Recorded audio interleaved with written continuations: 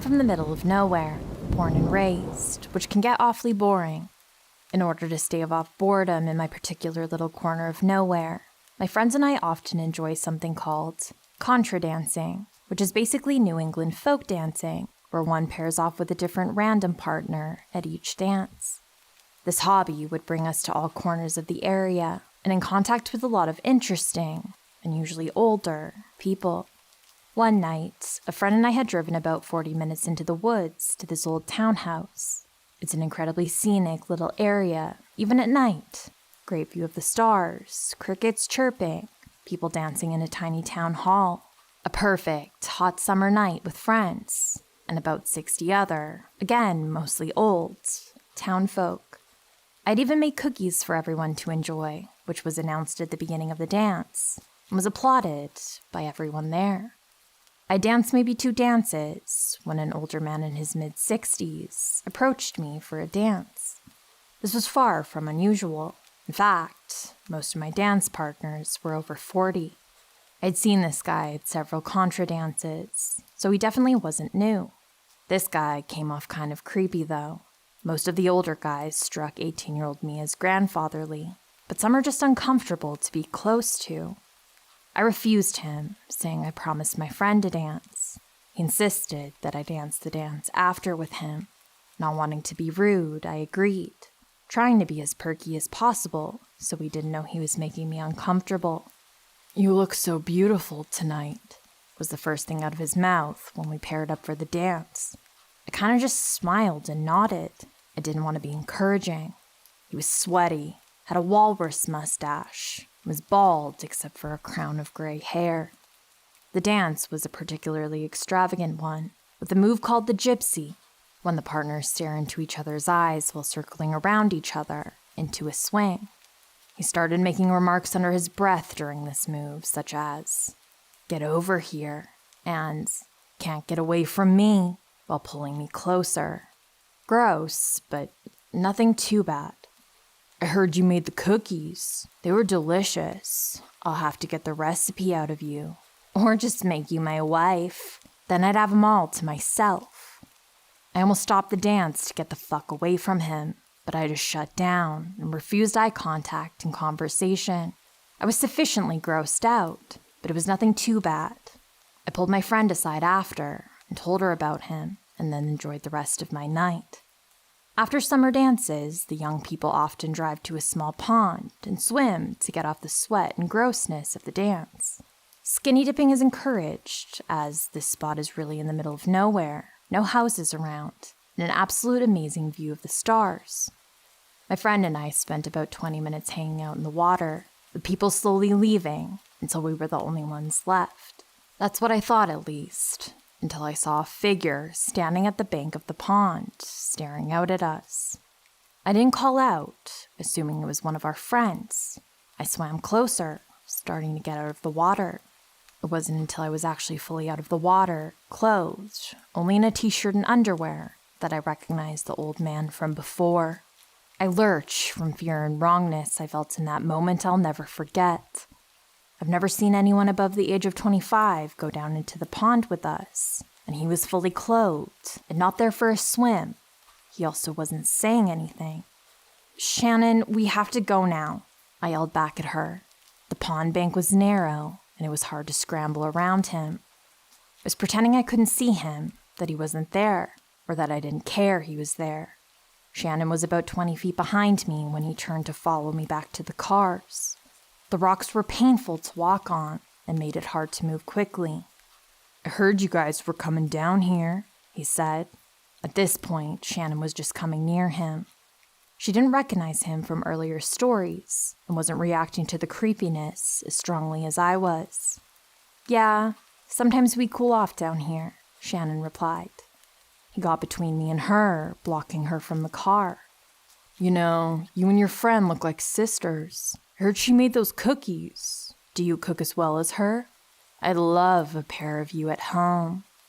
This is when the situation really hits Shannon. We're alone, but this guy who's apparently followed us to the middle of nowhere with unknown intentions. "It was nice talking to you, but we have to go. Now. Come on, Shannon." was practically running to the car, throwing the words over my shoulder. He put a hand on Shannon's bare shoulder, which spurred her after me. "Come on, you two. I'm just trying to have some fun." I was already in reverse by the time Shannon got in the car with me. We tore out of the dirt road about 50 miles per hour, hit the pavement at around 70. I almost puked when I saw headlights turn out from the road, following us. Since I was about 40 minutes from home through all the backwoods, I took a gamble and headed towards the nearest gas station, followed the whole way. We stopped at the station right in front of those huge windows in front. He slowed down, looked at us, and then sped away.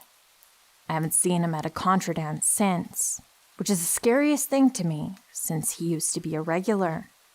In my experience, the contra dancers are a loyal bunch, but this guy just sort of drifted in for a couple of months, disappeared just as quickly. Still makes me uncomfortable to think about.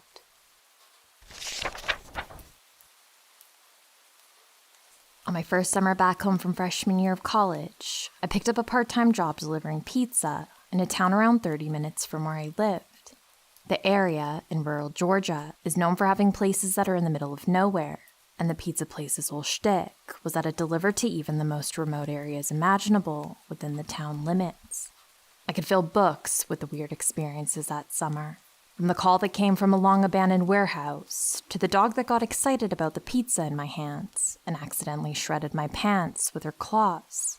But one will always stand out in my mind as the creepiest. It was getting fairly late at night, around 10:30 p.m., so I was confident at the time that I would be sent on no further calls before closing at 11.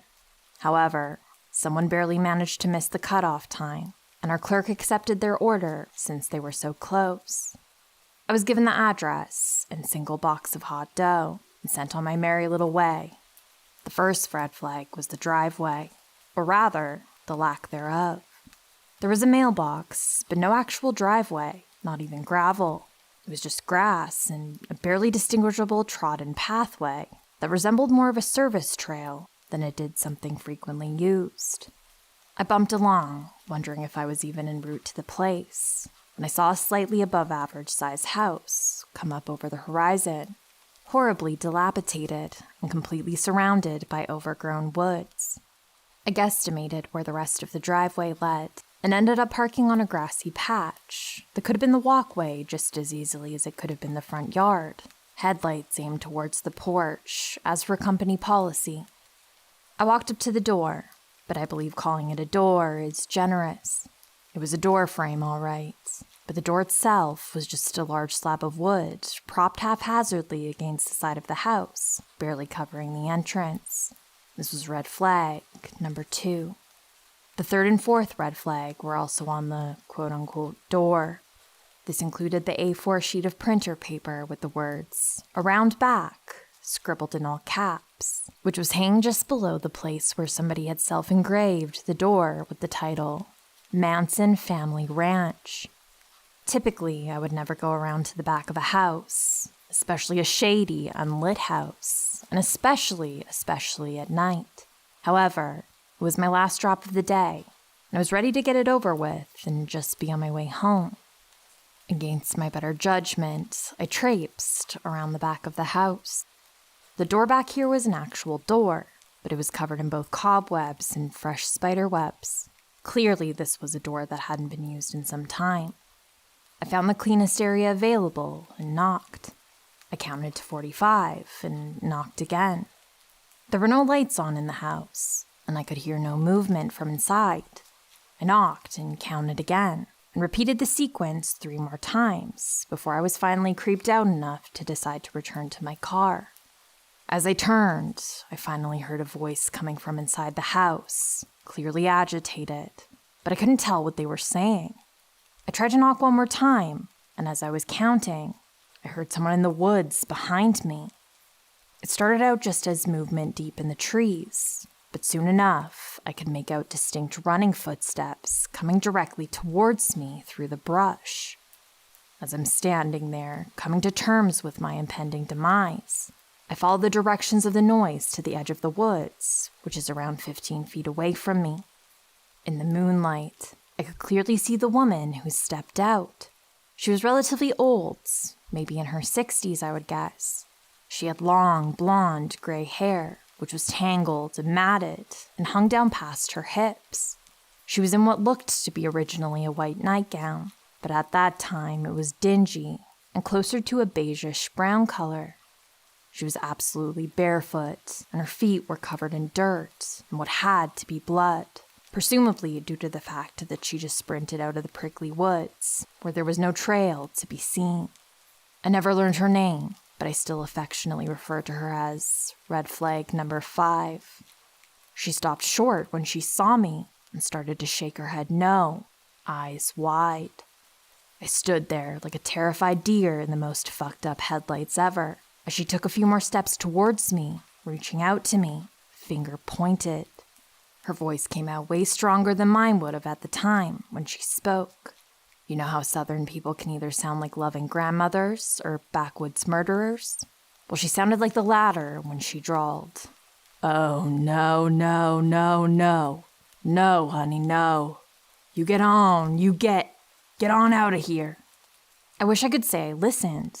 I ran and I left, but I was so in shock at how the events were playing out that my own self-preservation was put on a back burner while I tried to figure out just what in the Kentucky Fried Fuck was happening. She seemed to realize that I was not moving, even if I could not make my mouth move to ask what was happening, or even what to do with the stupid pizza in my hands. She looked at me like she could have smacked the hell out of me right then and there, and proceeded to deliver red flags, 6 through 12. "Darling, did you hear me? You deaf or dumb? Young girls like you come out here, and they don't get to leave." So I finally quit being the white person in a horror movie when I realized that this was not a funny little ghost story. This was 5'3", 116-pound me, potentially being targeted to be robbed or kidnapped or worse. So I dropped the dumb little pizza, which had serious serial killer toppings, by the way, and started running back to my car, which I had stupidly left on and unlocked, as was usual for most of my deliveries. As I neared the car, I heard a slam from behind me, looked over my shoulder to see the wooden door had been pushed over and had fallen onto the porch beneath it. As I was closing the car door, an older man was limping down the front steps, waving his arms like an airplane runway attendant at me, calling me a little bitch, telling me to get out of the fucking car now. At a loss for what to do, I called out something muttery and shaky and along the lines of, "Pizza's out back." I floored my dad's shitty little 90s Lexus and somehow managed to avoid trees on the odd trail back to the main road, which was still 12 miles and several turns from any roads that actually had a name, let alone painted lines. I reported it to my manager, and he said he contacted police, but nothing ever came of it that I'm aware of. Either way, that was my first, and hopefully last, personal encounter with the self-proclaimed Manson family ranch.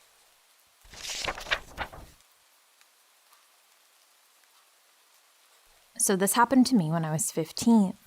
I was at a local pool with my best friend, who was also 15 at the time. We didn't have parents with us at the time, but we had been going to this pool every day for the entire summer, so we were very comfortable with it. That day, I happened to lose my phone, and me and my best friend were walking around trying to ask workers if they had seen it, or maybe we could find it somewhere. Somehow, we ended up in front of the bathrooms where you go to exit the pool. On the right side, there's a fence with a parking lot for the pool. As we're standing there looking around and planning our next move, an old man approached the fence from the other side. He was a white male, but darker skin, with tattoos and black hair, maybe in his 50s, skinny build. He overhears our conversation and starts talking to us, asking how I lost my phone.